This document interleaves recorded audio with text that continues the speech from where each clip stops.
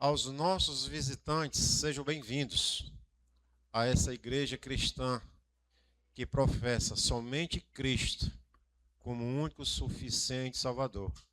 Que a noite de hoje, que a palavra que vai ser ministrada, seja realmente edificante na sua vida, porque Cristo é o pão da vida e nós merecemos ter esse alimento, porque o sacrifício dele não é vã e nós estamos aqui para agradecer o sacrifício. Um dia vai estar na glória com ele, rendendo graças nas bordas do Cordeiro. Essa é a nossa oração, esse é o nosso pensamento, esse é o desejo de estar na igreja, cultuando o nosso Deus, cultuando o nosso Redentor, cultuando que ele vive e um dia irá resgatar a sua igreja, que nós fazemos parte da igreja, não a igreja do mundo, mas a igreja de Cristo, a verdadeira noiva de Cristo. E aqui nós representamos essa noiva, que Cristo viva nos nossos corações. Mais uma vez, aos nossos visitantes, sejam bem-vindos. Que essa igreja possa realmente lhe dar a paz de Cristo. Mas essa comunidade cristã, que é pequena, mas é de avivamento, que ela possa realmente estar no coração de vocês. Vamos orar, pedir que a bênção do Senhor possa estar conosco. Seu Deus, Pai, te agradecemos por essa noite, pedindo a tua bênção, a tua misericórdia. Recebe a nossa adoração, a nossa súplica. E aqui nós estamos reunidos em teu nome. Que o teu Santo Espírito possa visitar nossos corações, nos alimentar com a tua palavra, que é pão, que é alimento. Precisamos dela cada dia. Pedimos a tua graça, a tua misericórdia para conosco. E assim nós pedimos que o Senhor possa nos abençoar com a tua palavra nessa noite. Que o Senhor possa estar conosco. Essa é a nossa oração em nome de Jesus. Amém. Graças a Deus, meus amados irmãos, que a graça, que a paz do nosso Senhor e Salvador Jesus Cristo esteja sobre cada um. Sinto-me feliz em poder participar convosco nesse momento de adoração. Essa paz que sinto em minha alma não é porque tudo em mim vai bem. Essa paz que sinto em minha alma é porque eu amo o meu Senhor. Não olho as circunstâncias, não, só olho o seu amor. Não me guio por vista, alegre estou. Não olho as circunstâncias, não, só olho o seu amor. Não me guio por vista, alegre estou. Este gozo que sinto em minha alma não é porque olho ao meu redor. Este gozo que sinto em minha alma é porque eu amo ao meu Senhor. Não olhe as circunstâncias.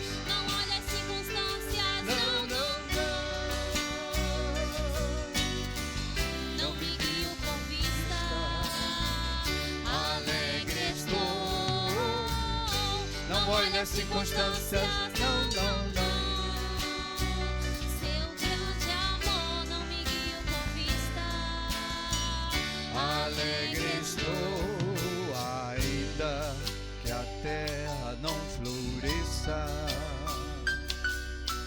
e a vida não ser o seu fruto, ainda que os montes se lancem ao mar e a terra trema, ele confia. Não olha as circunstâncias, não olha o seu amor. Seu grande amor Não me guio por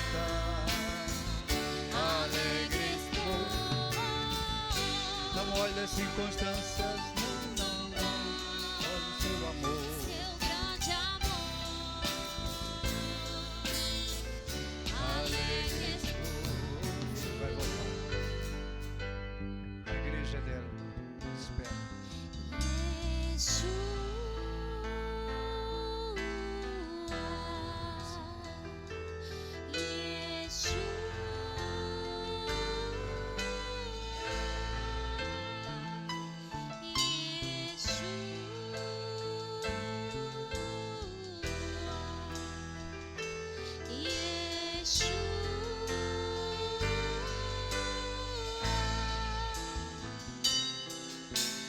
Vem saltando sobre os montes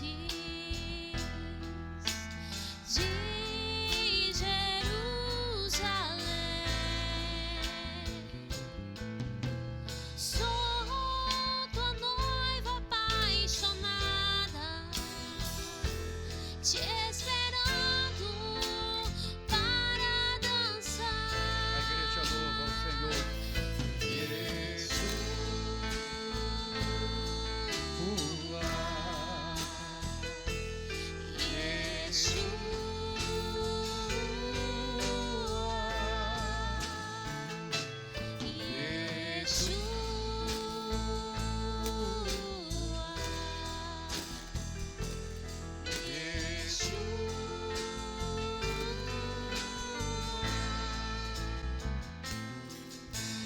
Vem saltando sobre os montes.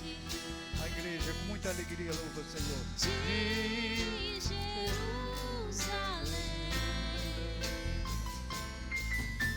sou tua noiva apaixonada,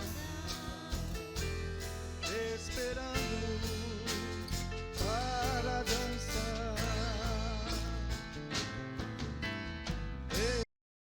Graça e paz, irmãos. Irmãos, o pastor hoje não pôde estar presente e nos pediu para que pudéssemos estar trazendo uma palavra hoje. E vamos estar abrindo as nossas Bíblias em Deuteronômio, capítulo 1.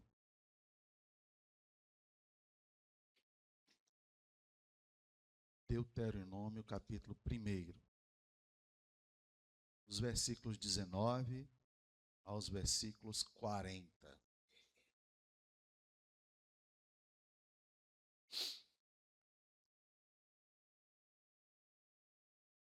Acho que está projetado aí, né? Então, Deuteronômio, capítulo 1, os versículos 19 a 40. Deuteronômio é o 5º livro da Bíblia. Gênesis, Levítico, Números, Deuteronômio.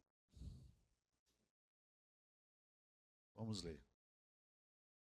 Então, partimos de Horebe e caminhamos por todo aquele grande e terrível deserto que vistes, pelo caminho da região montanhosa dos amorreus, como o Senhor nosso Deus nos ordenara. E chegamos a Cades Barneia. Então eu vos disse: tendes chegado à região montanhosa dos amorreus que o Senhor nosso Deus nos dá. Eis que o Senhor teu Deus te colocou esta terra diante de ti. Sobe, possuía, como te falou o Senhor, Deus de teus pais. Não temas, não te assustes. Então todos vós vos chegastes a mim e dissestes: mandemos homens adiante de nós, para que nos espiem a terra e nos digam por que caminho devemos subir e a que cidade devemos ir. Isto me pareceu bem, de maneira que tomei dentre vós 12 homens, de cada tribo um homem. E foram-se e subiram a região montanhosa, espiando a terra, e vieram até o vale de Escol. E tomaram o fruto da terra nas mãos, e nolo trouxeram, e nos informaram, dizendo: é terra boa que nos dá o Senhor nosso Deus. Porém, vós não quisestes subir, mas fostes rebelde à ordem do Senhor vosso Deus. Murmuraste nas vossas tendas e dissestes: tem o Senhor contra nós ódio? Por isso nos tirou da terra do Egito para nos entregar nas mãos dos amorreus e destruirmos? Para onde subiremos? Nossos irmãos fizeram com que se derretessem o nosso coração, dizendo: maior e mais alto do que nós é este povo. As cidades são grandes e fortificadas até os céus. E também vimos ali os filhos dos Anaquins. Então eu vos disse: não vos espanteis, nem os temeis. O Senhor vosso Deus, que vai adiante de vós, ele pelejará por vós, segundo tudo o que fez conosco diante dos vossos olhos no Egito. Como também no deserto, onde viestes que o Senhor vosso Deus nele vos levou, como um homem leva seu filho, por todo o caminho pelo qual andastes até chegastes a este lugar. Mas nem por isso crestes no Senhor vosso Deus, que foi adiante de vós por todo o caminho, e foi adiante de vós por todo o caminho para vos procurar o lugar onde devereis acampar, de noite no fogo, para vos mostrar o caminho por onde haveis de andar, e de dia na nuvem. Tendo, pois, ouvido o Senhor as vossas palavras, indignou-se e jurou, dizendo: certamente nenhum dos homens desta maligna geração verá a boa terra que jurei dar a vossos pais.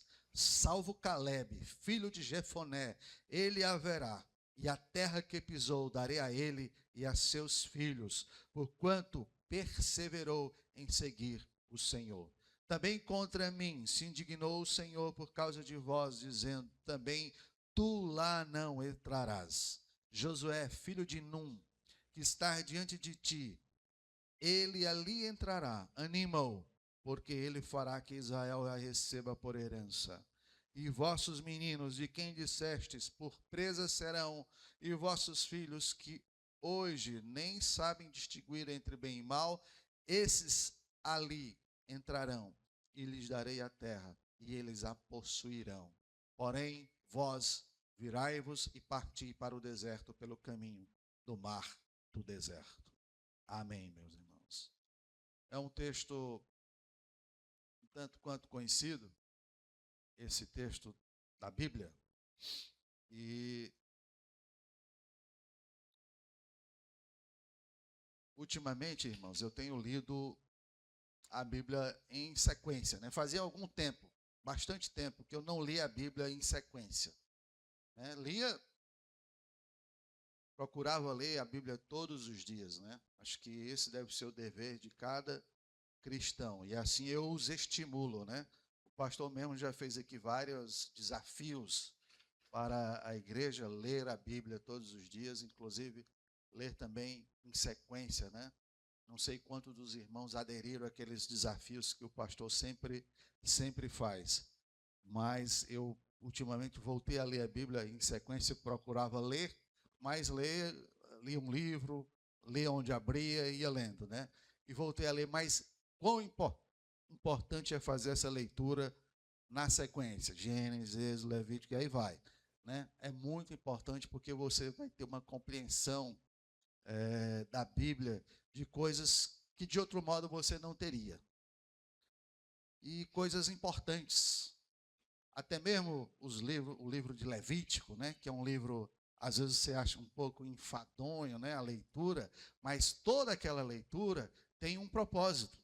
Tudo aquelas questões que ali foram descritas, né, tem um sentido de ser. Ele não está ali por acaso.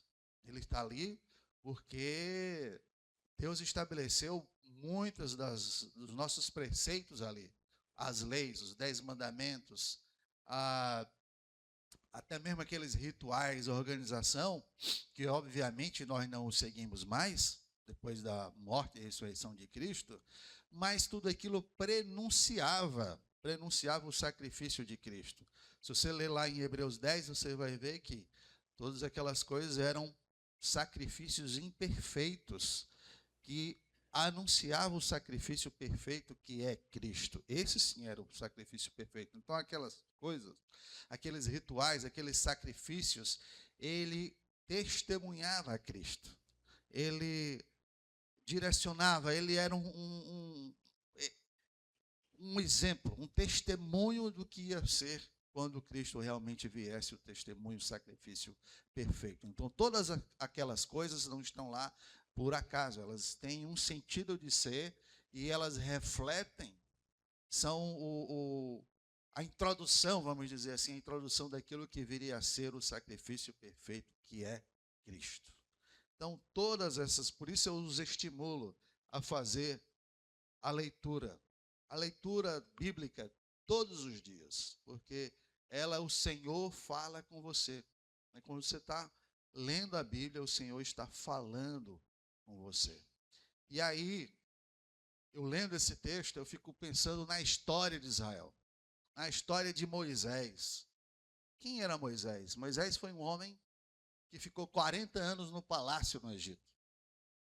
Vivia como um da família do Egito. E aí tem um problema, uma confusão, e ele, com medo de ser morto, foge do palácio e vai para o deserto, Midian, e lá fica mais 40 anos. 40 anos. Agora imagina que Moisés agora está com 80 anos. 80 anos Moisés tem. E aí Deus chega para Moisés e diz: Moisés, agora tu volta lá daquele lugar que tu saiu com medo. Volta para lá, estava com medo de morrer lá. Agora tu volta para lá e tu vai libertar o teu povo. Eu fico pensando na cabeça de Moisés. Como assim? Eu vou libertar o povo? Eu estou aqui no meu canto quieto, eu já fugi de lá, eu já vim. Né? De lá eu já vim. Eu estou com 80 anos, eu não sei falar e tal, bem muito desculpa, né? Ele disse para Deus: não, eu não sei nem falar, eu sei e tal, não tem condição. Ele disse: não, é você mesmo que vai. Imagina a cabeça de Moisés, se chega para um de nós com uma missão dessa, né? Então, se Moisés deu desculpa, com certeza nós daríamos ainda mais. E nem ia, porque ia inventar tanto da desculpa e não ia. Mas Moisés foi. Né? E aí eu fico assim, a primeira lição: coisas extraordinárias acontecem quando nós estamos no centro da vontade de Deus. Porque a tarefa de Moisés não era uma tarefa simples, não era uma tarefa fácil. Ele ia confrontar o líder, o faraó, de uma grande nação e dizer: liberta o meu povo. E como assim? Imagina qualquer um de nós aqui chegar num presidente da república, seja lá de qual país foi, e dizer: olha, liberta ali aquele povo que eu vou levar ele e tal, vai adorar e volta. Mas como assim? Quem é tu? Né? Quem é tu? Que eu vou fazer isso? Então, era essa a missão de Moisés. Era uma missão meio louca, porque ele diz: olha, vai lá, chega lá no faraó e diz assim: ó, vou levar o meu povo, vou adorar, depois volta, né? A primeira palavra dele com o faraó era assim: depois eu volto. Vou adorar 3 dias no deserto e depois volto. Mas como assim? O povo, aquela família de Jacó que desce para o Egito cerca de 400 anos antes, eram cerca de 70 pessoas. Agora, sabe quantas pessoas tinham? Cerca de 2 milhões de pessoas. Porque dizem que só homem, foi feito o censo, só homens de guerra, né? Homens de guerra tinham 600 mil homens, cerca de 600 mil homens. Aí imagina as mulheres e as crianças, então tinha pelo menos umas 2 milhões de pessoas. Agora imagina o cidadão Moisés chega lá e chega para o faraó, para o presidente, o rei daquela nação, chega como se fosse hoje um presidente de uma nação e diz: olha, eu vou pegar aqui 2 milhões de pessoas e vou levar para aqui. É algo inimaginável. Mas essa era a missão de Moisés. Vai lá e liberta o meu povo. Olha que missão complicada, olha que missão difícil. Mas essa foi a missão que Deus deu para Moisés. E aí, todos nós sabemos que Deus agiu, Deus enviou as 10 pragas, e com as 10 pragas, pela última praga, Moisés cede e liberta o povo. Depois ele se arrepende, vem atrás e tem a passagem pelo Mar Vermelho, onde o povo de Israel passa pelo Mar Vermelho, e o exército do Egito, quem vinha atrás, morre ali, morre ali no meio do Mar Vermelho. Então, é uma história incrível. Quando a pessoa realmente se coloca no centro da vontade de Deus, coisas incríveis acontecem. E aquele povo viu as 10 pragas, viu ser liberto, depois de 400 anos lá, não eram 4 anos, 40 dias, eram 400, 600 mil homens, cerca de 600 mil homens. Aí imagina as mulheres e as crianças, então tinha pelo menos umas 2 milhões de pessoas. Agora imagina o cidadão Moisés chega lá e chega para o faraó, para o presidente, o rei daquela nação, chega como se fosse hoje um presidente de uma nação e diz, olha, eu vou pegar aqui 2 milhões de pessoas e vou levar para que... É algo inimaginável. Mas essa era a missão de Moisés. Vai lá e liberta o meu povo. Olha que missão complicada, olha que missão difícil. Mas essa foi a missão que Deus deu para Moisés.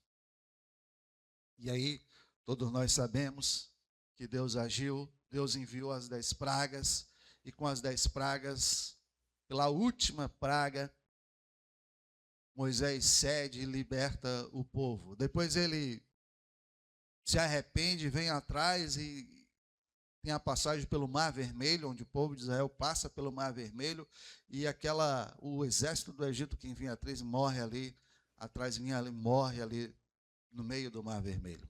Então, é uma história incrível. Quando a pessoa realmente se coloca no centro da vontade de Deus, coisas incríveis acontecem. E aquele povo viu as 10 pragas, viu ser liberto, depois de 400 anos lá, não eram 4 anos, 40 dias, eram 400 anos lá. O pessoal sai e vai para um deserto. No deserto, eles veem muitas coisas da providência divina. A providência divina estava ali todos os dias, abençoando aquele povo. Será? Não tem o que comer. Deus manda o manar do céu. Mas o manar do céu é a comida deles. E Deus diz assim, olha, não guarda para outro dia não, para que eles pudessem depender exclusivamente de sua providência. Exclusivamente de sua providência. Não guarde para o outro dia, coma só o do dia. Então eles comiam do dia e não podiam guardar a comida para o outro dia não, porque no outro dia Deus ia mandar novamente. Então ele via-se o coração daquele povo realmente confiava em Deus. E tinha gente que guardava, teve gente que guardou e estragou, porque Deus não vai dar certo. Não, a comida só é para um dia. Vocês creem na minha providência, não guarda para outro dia não. E no outro dia eu vou mandar novamente. E assim eles fizeram. E Deus mandou o manar que caía do céu todos os dias para alimentar aquele povo. Faz água jorrar da pedra. Teve lugar que não tinha absolutamente nada para beber água. Não tinha fonte, não tinha nada, não tinha poço. E Deus faz jorrar água da pedra. O povo viu isso. Viu a manifestação da glória de Deus todos os dias naquela passagem no deserto. Uma rocha saindo água para matar a sede. 2 milhões de pessoas. Eles viram isso. Que coisa magnífica. Eles viram, Deus disse, olha, eu vou botar uma nuvem que os guiem de dia e uma coluna de fogo que os guiem à noite. Porque eles estavam no deserto. Eles diziam assim, quando a nuvem subir e andar, vocês vão. Quando parar, vocês param. Né? O Senhor é que vai guiar o caminho de vocês. E aí eu fico pensando como Deus é sábio nas suas coisas. Olha o que ele botou, nuvem de dia e uma coluna de fogo à noite. Você sabe que eles estavam no deserto, e o deserto, durante o dia, é quente, é muito quente, é muito quente. Nosso calor aqui perde, que já é grande, nosso calor já é grande. calor nosso aqui de setembro, outubro, menino, é grande. Mas o nosso calor perde para o deserto de dia. E à noite é frio. À noite é frio. À noite é 0 grau. É 40 graus de dia e 0 de noite. É um negócio meio louco o clima do deserto. Aí Deus bota uma nuvem de dia e uma coluna de fogo à noite. Olha como Deus é bondoso. Uma nuvem de dia, irmãos, dá uma sombrinha também, não dá? Uma sombrinha para refrescar ali.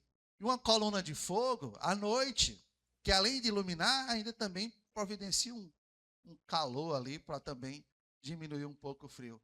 Imagina se fosse o contrário, fogo de dia e à noite, e a nuvem à noite, né? Aquilo que já era quente ia ficar mais quente, aquilo que era frio ia ficar mais frio. Mas Deus é sábio, Ele faz as coisas na sua sabedoria, que é grandiosa. E Ele bota a coluna de fogo durante a noite para iluminar, para esquentar, providenciar calor, e a nuvem durante o dia. Olha como Deus é magnífico em toda a sua providência, em tudo aquilo que Ele faz por nós todos os dias. Às vezes somos ingratos e somos tão terrenos e materiais que não vemos a providência divina no nosso dia a dia. Mas Deus está lá providenciando todos os dias, livramento após livramento, coisas que a gente nem sabe, livramento que aconteceu que a gente nem sabe, e Deus está lá providenciando. Olha que coisa magnífica. Então esse é o Deus que mostra o seu poder todos os dias naquela nação, para aquele povo. Então, meus irmãos, se olharmos aquela trajetória, né, eu disse, veja aquele livro, leia esses livros, mesmo esses livros que a leitura não seja tão boa, vamos dizer assim, seja uma leitura um pouco enfadonha, né, porque tem muita descrição de coisas, mas se você olhar, sabe o que está descrevendo lá? Deus descreveu muitas das coisas, descreveu as leis, Deus descreveu como resolver questões, a organização. Se você observar a organização que Deus deu para eles naquela caminhada no deserto, era uma organização impressionante. A tenda da congregação ficava no centro. 3 tribos ficavam ao norte, 3 tribos ficavam ao oriente, 3 tribos ao ocidente, 3 tribos ao sul, todas elas descritas e organizadas. Vamos sair? Vamos. Não sai de qualquer jeito, não. A primeira tribo, a tribo de Judá, é a que sai primeiro. Aí depois vem alguns elementos da tenda da congregação, depois vem mais 3 tribos, aí depois vem outro. A outra parte dos materiais da tenda da congregação, que tinha a descrição, e mais 3 tribos lá atrás como retaguarda para proteger todas as nações. Olha que coisa organizada. Isso está lá descrito. Olha, quando sair, a tribo de Judá vai na frente, aí vem aqui a Arca da Aliança, tal, e aí vem mais 3 tribos, e vem mais outra parte da congregação, da tenda da congregação, e vem mais 3 tribos, e tudo meticulosamente descrito. Ou seja, o nosso Deus é um Deus de organização. Não é desorganizado qualquer coisa, de qualquer jeito. Não. Vai lá organizado, olha, vai ser assim, tu sai primeiro, depois vem tudo. Tudo está lá descrito. Tudo está lá descrito. Ele estabelece o dia do descanso, porque ele sabe que a gente não é uma máquina para trabalhar todo o tempo, não. Tem que ter o dia do descanso. A terra também, ele bota lá, a terra também tem o dia do descanso, o ano do descanso, na verdade. Estabelece o jubileu, que coisa fantástica é o jubileu. Depois você se informa no jubileu, a cada 50 anos acontecer. É uma coisa fantástica o jubileu. Muito, muito interessante. Então, tudo isso foi estabelecido e todos os dias aquele povo estava vendo a glória de Deus. Todos os dias. Todos os dias. E aí, meus irmãos, em menos de 2 anos que eles saem do Egito, eles chegam às margens da terra prometida. Em menos de 2 anos. E aí acontece o texto que nós acabamos de ler. Na verdade, esse texto está lá em Números também. Aqui já é Moisés contando lá na frente, né? Acontece esse episódio. O que é que acontece? Moisés escolhe um de cada tribo e diz: agora vocês vão lá espiar a terra que o Senhor nos dá. Vai nos dar. Espiem a terra e olhem a terra. Quando eles chegam lá, espiam, olham, passam vários dias e aí voltam com o relatório. E o relatório, e aí, o que vocês acharam? São 12 tribos de Israel, tinham 12 homens, mais um enviado de Moisés. E aí, o que vocês acharam? Paz, realmente a terra mana leite e mel. Realmente a terra é fabulosa. Realmente a terra é fantástica. Realmente a terra é muito boa. Mas tem um problema. Lá tem uns anaquins vivendo lá, que são gigantes. E a gente não consegue viver. A gente não consegue derrotar aqueles gigantes. Nós não conseguimos derrotar aqueles gigantes. Lá tem isso, tem aquilo, e nós não vamos conseguir vencer. Esse foi o relatório dos 10, das 12 tribos, esse foi o relatório dos 10. Todos disseram, a terra é realmente muito boa. Mas 10 disseram, nós não podemos derrotar os habitantes daquela terra. Nós vamos morrer, nós vamos perecer. Olha quem está dizendo isso, é quem estava vendo a glória do Senhor todos os dias, é quem estava vendo que o Senhor libertou eles lá do Egito, é que libertou ele com mão forte, de um rei poderoso como o Egito. Agora chega e ele diz, mas nós não podemos vencer. Como assim? Tu viu a glória do Senhor até aqui, até hoje, até agora, mas daqui para frente não vale mais? Foi isso que eles disseram. Não podemos vencer. Só 2, Caleb e Josué, disseram, sim, nós podemos vencer. Quem vocês acham que o povo concordou? Com os 10 ou com os 2? Obviamente que concordaram com os 10. Disseram, não, nós não iremos. Nós não vamos subir. Nós seremos mortos. Olha o que ele diz aí no versículo 26 e 27. Porque vós não quisestes subir, mas fostes rebeldes. Olha a expressão que a palavra diz. Vós fostes rebeldes à ordem do Senhor vosso Deus. É uma palavra forte. É uma palavra forte que nós também estamos propensos a sermos rebeldes à ordem do Senhor. Quando o Senhor diz assim, Eduardo, faz isso, você não faz, você está sendo rebelde à ordem do Senhor. E olha o que é que diz no 27, murmurastes nas vossas tendas. E dissestes, tem o Senhor contra nós ódio, por isso nos tirou da terra do Egito para nos entregar na mão dos amorreus. Olha o que ele diz. O Senhor nos odeia. Estavam dizendo dentro das tendas, das casas, das famílias. O Senhor nos odeia. Por isso que ele trouxe aqui para a gente morrer aqui. Porque não tem condição da gente vencer uma batalha contra aqueles gigantes. Era isso que ele estava dizendo. Para onde subiremos? Nossos irmãos fizeram com que se derretesse o coração. Então, aquele relatório dos 10 espias acabaram com a força do povo. O coração ficou destruído, dizendo, maior e mais alto do que nós é este povo. As cidades estão grandes e fortificadas até os céus. E também vimos os filhos anaquins. Então, olha, as cidades têm gigantes, as cidades são fortificadas, né? Tem muralhas ao redor delas, não temos como vencer. Esse foi o relatório que prevaleceu. Esse foi o relatório que ali prevaleceu. E eles não subiram. Agora, irmãos, imagina que isso foi menos de 2 anos que eles saíram do Egito. E aí Deus dá uma sentença e diz assim, já que vocês acham que não vão, então realmente vocês não vão.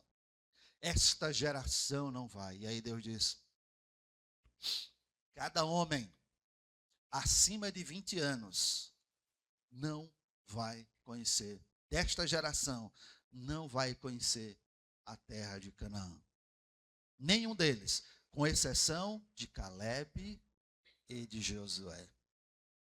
São os únicos desta geração que irão conhecer a terra de Canaã. Todos os demais não irão conhecer a terra de Canaã. Não irão tomar posse da terra de Canaã. Nenhum deles. Quem tiver de 20 anos para cima, todos eles vão morrer no deserto. Todos. Todos vão morrer no deserto. Até que toda essa geração morra. E a geração seguinte, aquela que ele disseram, olha, o que é que vai acontecer? Os espíritos disseram, as nossas mulheres e os nossos filhos serão como presas deste povo. Nós seremos mortos, os homens de batalhas, e as mulheres e as crianças serão tidas como presas. Pois aquelas crianças a quem vós dissestes que seriam com presas, estes sim tomarão posse desta terra. E aí, irmãos, sabe quanto tempo foi mais para conseguir a bênção que o Senhor já havia dado? 38 anos. 38 anos rodando no deserto. 38 anos. Porque todo o tempo que eles ficaram eram 40 anos. E aqui Moisés profere esse discurso mais uma vez, lembrando o que aconteceu há 38 anos atrás. Olha, esse texto que nós lemos está Moisés contando essa história que aconteceu há 38 anos atrás. Ele disse, olha, meus irmãos, quando nós chegamos há 38 anos atrás, aconteceu isso. E Deus disse o seguinte, nenhum dessa geração, com exceção de Josué e Caleb, irá tomar posse da terra de Canaã. Nem o próprio Moisés, olha que coisa, nem o próprio Moisés. Deus ainda diz assim, Moisés, sobe aí no monte e tu vai olhar a terra prometida. Com os teus olhos tu verás e contemplarás, mas não tomará posse. Porque por mais de uma vez, a primeira vez, o povo estava reclamando, que o povo reclamava. Deus disse que Moisés era um homem extremamente paciente, o homem mais paciente do mundo, e era amigo de Deus, e reclamando. Homem paciente, Moisés, reclamando, 2 milhões de pessoas reclamando, estou com sede, não tem água, estou com sede, não tem água. E Deus disse, toca a pedra, Moisés. Ele tocou com a varinha e a água saiu da rocha. Isso é a primeira vez. A segunda vez, Deus disse assim, agora, ó, fala a pedra. Era para ele falar. E sabe o que ele fez? Tocou a pedra. Acho que tão fustigado o povo, né, aperreando ele e azucrinando ali no ouvido dele, ele sem aguentar, ele foi lá e tocou novamente com a rocha. Ele disse, pois ó, Moisés, porque tu fostes rebelde à minha palavra, Moisés, tu não irás tomar posse da terra de Canaã. Tu irás ver, permitirei que tu vejas. Então ele sobe ao monte, olha e vê e contempla. Mas Deus diz, mas tu não irás tomar posse. Então até mesmo Moisés não tomou posse daquela terra. Eu fico perguntando, quais são as bênçãos que nós estamos adiando para o futuro? Porque não fazemos aquilo que temos que fazer. Quais são? Porque estamos sendo rebeldes à voz do Senhor. Porque o Senhor diz, faz assim e tu faz assado. Por quê? Quantas bênçãos estão sendo adiadas?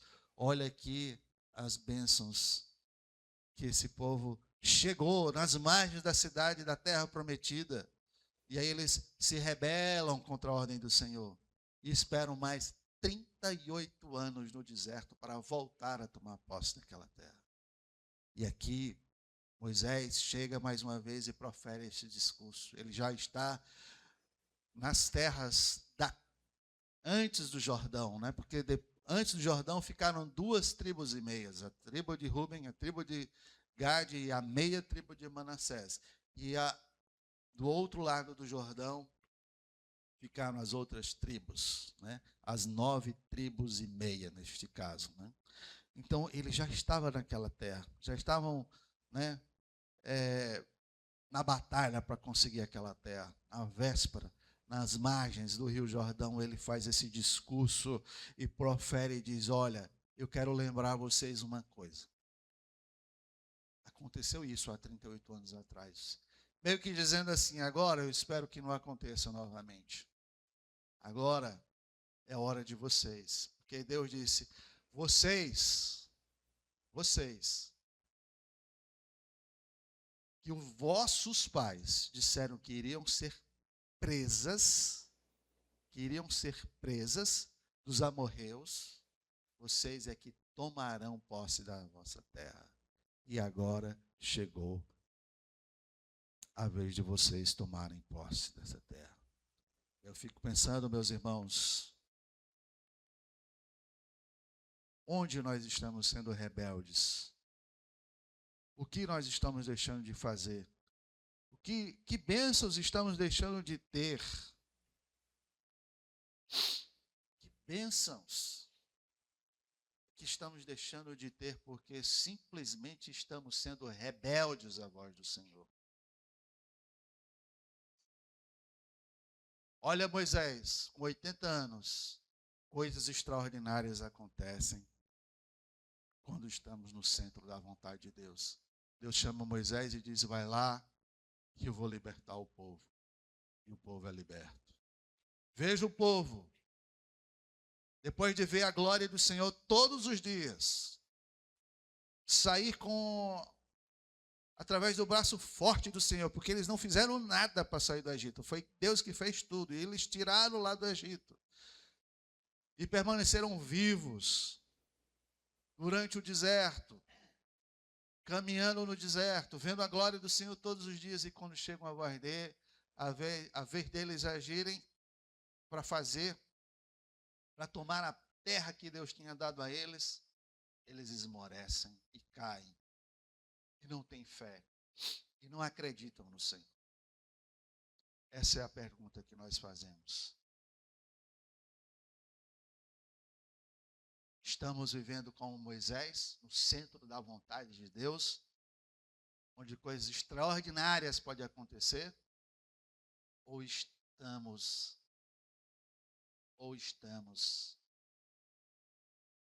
simplesmente sendo rebeldes à voz do Senhor. Estamos no centro da vontade de Deus ou rebeldes à voz do Senhor? Essa é uma reflexão que cada um de nós temos que fazer. Onde nós estamos? No centro da vontade do Senhor ou na rebeldia à palavra do Senhor? E cada um de nós possamos refletir sobre essa palavra e possamos estar convicto de que o nosso lugar é o centro da vontade do Senhor. E fora dele, nós estaremos, como essa nação, condenados a morrer no deserto. Condenados a viver e morrer no deserto. Pai, em nome de Jesus, abençoa o teu povo. Abençoa cada um nessa noite. Não deixa, Santos, que possamos estar vivendo em rebeldia contra o Senhor, mas que possamos estar confiando no Deus, em Ti, no Deus que tudo vê e no Deus que tudo providencia conforme a sua graça e a sua misericórdia e o seu amor. Ó Pai, em nome de Jesus, tem misericórdia de nós e abençoa em nome de Jesus. Amém.